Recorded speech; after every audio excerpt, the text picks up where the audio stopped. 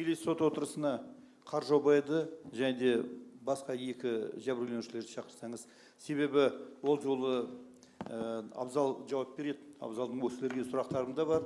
Және де сол кісілер өз құлақтарымен естісін, өз көздерімен көрсін, осы жерде мен ол кісілерге айтатынды айтып беремін дейді. Кімді жәбірленуші? Жәбірленуші Қаржаубайды да, әйелін де, анасында. Жақсы. Қазір қайда жәбірленушінің өкілдері, қазір жәбірленушілер қайда?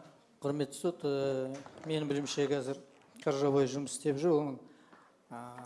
Біз мынандайды ұсыныс жасаса, барлық зерттеулер дәлелдеме зерттелгеннен кейін алып келсек деп ойлаймыз.